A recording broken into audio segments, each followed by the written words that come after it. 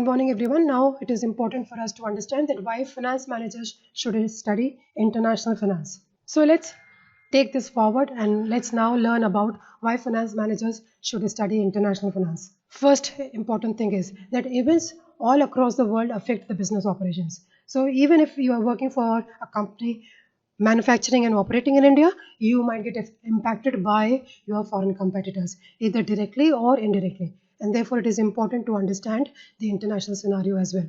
The second important thing is that you should be at your toes to identify and exploit new business opportunities across the globe. The third important thing is that anticipation of international events and analyzing their possible impact on your business is very important for you as a manager.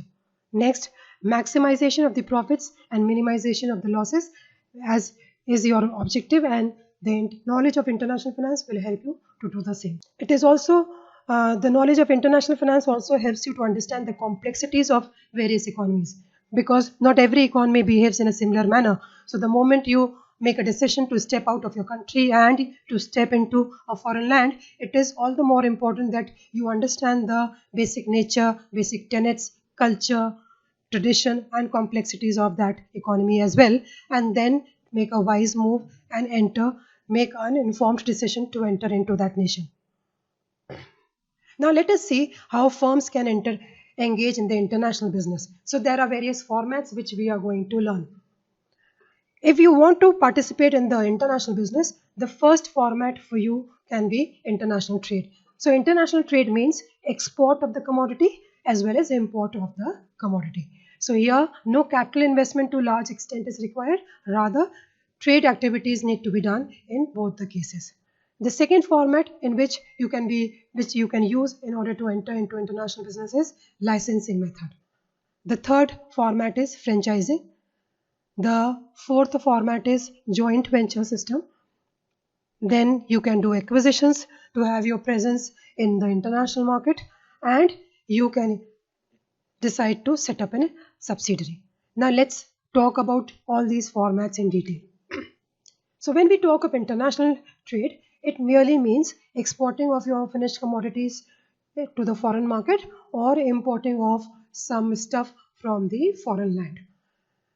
When we talk of licensing, so it means that you take a license from a company and this allows you to use their technology, in exchange of which you are giving them the fee or maybe also sharing a part of the profit with them. So most of the medical companies, when they decide to manufacture medicines, they are supposed to take a license and from an original generic company and pay them the fee, and then they are allowed to do commercial manufacturing of the pills and circulate it across the globe. The third format is franchising, and this we have seen in the case of McDonald's, Pizza Hut, KFC and so far and so forth. So here what happens is that you enter into a franchisee agreement with the parent company, and the parent company provides you the specialized services such as sale, strategy, the interior decor, the product development techniques. It supports and assists in various other ways and provides you also with the initial investment. And against this, it will require the initial franchisee fee and then regular payment of the fee that renews and extends the agreement. Sometimes in the franchisee agreement, there can also be an agreement to share a part of the profit. So it all depends between the franchisor and the franchisee, what are the terms and conditions of the contract. The next format is where firm may penetrate into the foreign market by entering into a joint venture. So joint venture means joint ownership and the operations of the company. So here suppose Tata Motors wants to enter into maybe Bangladesh and they want to manufacture cars over there. So what they can do is they can find a local business house from Bangladesh. They can then jointly set up a manufacturing plant in Bangladesh, manufacture and sell the vehicles within the country. So this is how a new method can be used in order to enter into international market. The next format is acquisitions, and in this we are trying to acquire the existing operations of a company in the foreign land. So this, if you remember that Tata Group had acquired Jaguar, and that was the acquisition. They had paid the price for the company and they had acquired and added that vehicle into their existing kitty. So this is again now if you compare these formats, then if you talk of international trade, you only require working capital. You don't require huge capital investments. Similar is the case with licensing and franchising. But when we want to enter into a foreign country by way of joint venture or acquisitions, now these require huge cash outflows in the terms of capital budgeting investments. Then there can also be a way where firm wants to enter into a foreign market by way of establishing its own foreign subsidiary. So if we go to the Tata Motors website, we will be able to see that they have n number of subsidiaries across the globe, one in South Africa and also in Thailand, and so far and so forth. So this again requires a huge capital investment from the company's side. So when we talk of multinational corporations, they do not stick to any one single format. Rather, they try to explore more than one formats, and so that they can have multiple income streams as well as multiple mechanism to enter into different foreign terrains. So now let's look at Patanjali, and what do you think is the format that they have used to enter into international trade? So I think you must have guessed right. Patanjali has been exporting tons of its commodity to foreign land, especially United States of America. So the format that they have currently adopted is international trade, that is export.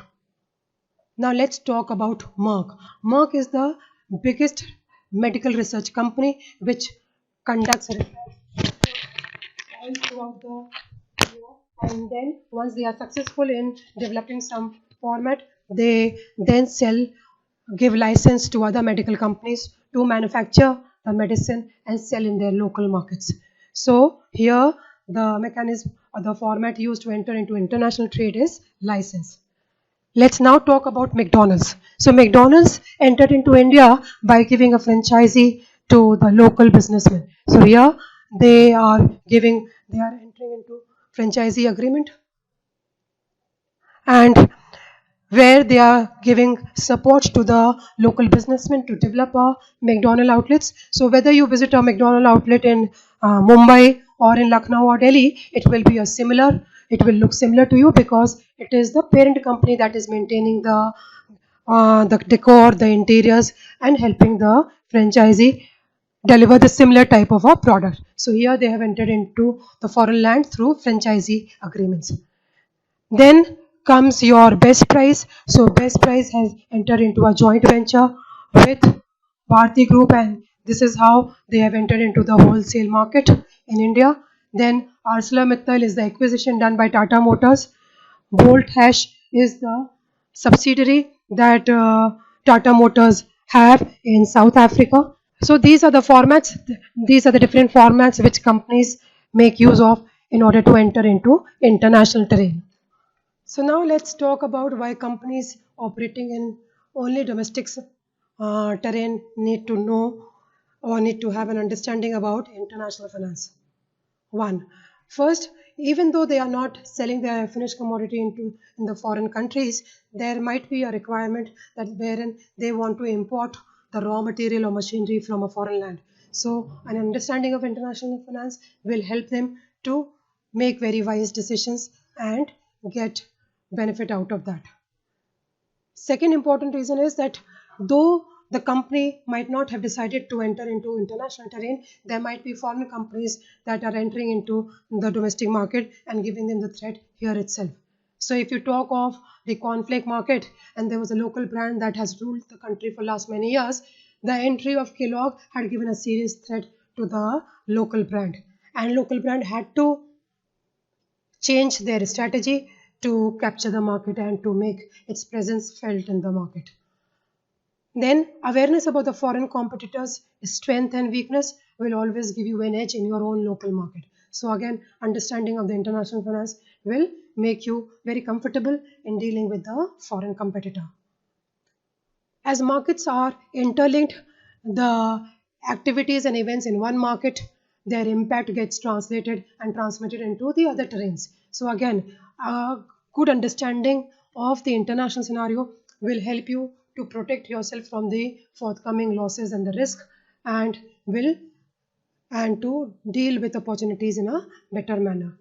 Then there are indirect effects through money market routes. So if you are investing your surpluses and the money market route is becoming volatile, then you will have a better understanding how to protect your positions in the forex market. Thank you.